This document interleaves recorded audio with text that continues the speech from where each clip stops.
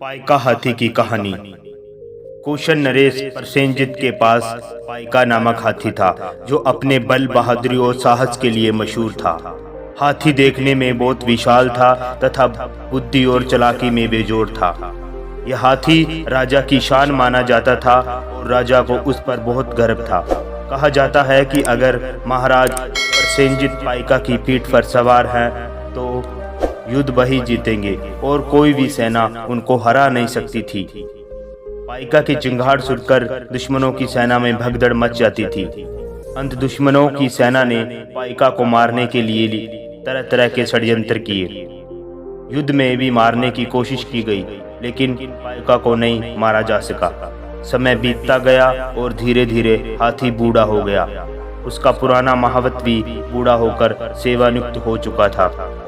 एक दिन हाथी तालाब में नहाने गया और कीचड़ में फंस गया। कीचड़ से निकलने के लिए हाथी ने काफी जोर लगाया लेकिन वह बाहर आने के लिए जितना ज्यादा जोर लगाता उतना ही दलदल में और धंसता जाता।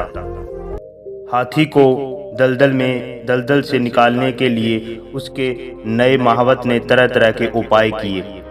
हाथी को गन्ने और केले दिखाए, जैसे पंडे पुजारी लोगों को सर्ग व लालच देते हैं कि शायद लालच में आकर ज्यादा जोर लगाए और बाहर आ जाए।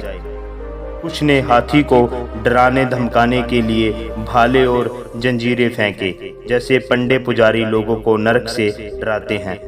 लेकिन कोई तरकीब काम नहीं आई। अपनी दुर्दिशा को देखकर हाथी रोने लगा।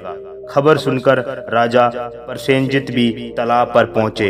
अपने सबसे प्यारे हाथी की दुर्दशा देखकर राजा भी बहुत दुखी हुए। शाम होते होते यह खबर पूरी श्रावस्ती में आग की तरह फैल गई। लोगों की भीड़ तालाब पर उमड़ गई। भगवान बुद्ध उन दिनों श्रावस्ती में ही अनाथ पिंड के जैत बनाराम में विहार कर रहे थे और हाथी का पुराना महावत सरकारी नौकरी से नियुक्त हो भगवान बुद्ध की शरण में धम्म सीख रहा था। हाथी की खबर जब भगवान बुद्ध तक पहुंची तो उन्होंने पुराने महावत को हाथी की मदद के लिए भेजा। आदेश पाकर महावत तालाब पर पहुंचा।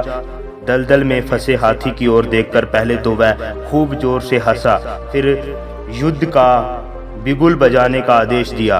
युद्ध का बिगुल सुनते ही हाथी इतनी जोर से चिंगाड़ा कि पूरी श्रावस्ती में चिंगाड़ गूंज गई। लोगों को उसकी चिंगाड़ सुने बरसों बीत गए थे। चिंगाड़ते हुए हाथी फुर्ती के साथ ऐसी सहजता और मस्ती से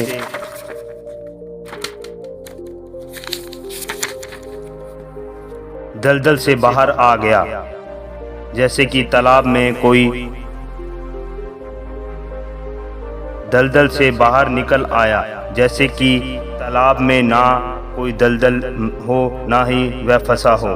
भीड़ में कुछ भिक्षु भी थे। शाम की सभा में उन्होंने भगवान बुद्ध को पूरी घटना बताकर महावत के हंसने और बिगुल बजाने का कारण पूछा।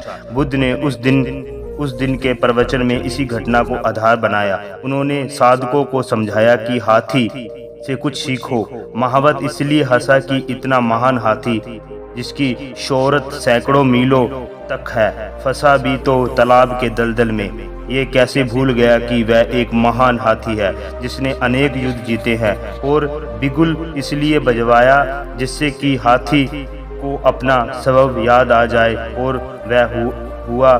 बिगुल सुनते ही हाथी भूल गया कि वह दलदल में है।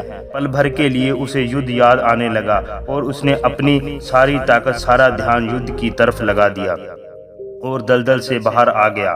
बुद्ध ने कहा कि हाथी से कुछ सीखो कि कैसे बलवान से बलवान जवान एक दिन बूढ़ा होकर शक्तिहीन हो जाता है, कैसे अमीर से अमीर लोग एक दिन निर्धन हो जाते हैं। इसी संसार में कुछ भी हमेशा एक जैसा नहीं है। हम वासनाओं की जो भी आते जवानी में ढालते हैं, बुढ़ापे में वह और मजबूरी के साथ सिर उठाती हैं। यह हाथी जवानी में भी उस तालाब में नहाने जाता रहा होगा, लेकिन उस समय जवानी की ताकत थी इसलिए दलदल में नहीं फंसा। बूढ़े होने पर भी तालाब की आदत नहीं बदली, इसलिए कभी इस भ्रम में नहीं पड़ना चाहिए कि जवानी में ऐश कर लो, बुढ़ापे में छोड़ देंगे। बुद्ध ने कहा कि महावत ने बिगुल बजाकर हाथी को उसका स्वभाव याद दिलाया कि वह एक महान हाथी है। हाथी भूल गया कि वह दलदल में है और युद्ध में चिंघाड़ता हुआ दलदल से बाहर आ गया। बुद्ध ने कहा कि मैं भी तो अनंत का बिगुल बजा रहा हूँ। तुम लोग भव सागर की कीचड़ से बाहर आ सकते हो, जन्म मरण रोग बुढ़ापे के दुखमयी दलदल से बाहर निकल सकते हो, अगर अपना सारा ध्यान ताकत राग दोष मोह और भय के संसार मिटाने में लगा दो। इच्छा शक्ति को मजबूत करो और भव संसार रूपी दलदल से बाहर निकलो। इस घटना से यह भी पता लगता है कि सच्चे मार्गदर्शक अपने अनुयायियों को ना स्वर्ग का लालच देते हैं और ना नरक का भय, तो वह केवल उन्हें इसलिए स्वभाव से पराजित करा देते हैं और सही और सच्चा मार्ग दिखा देते हैं, जिस पर चलकर लोग स्व निर्माण के परम आनंद को प्राप्त कर सकें और जीवन को दुखों से मुक्त कर सकें।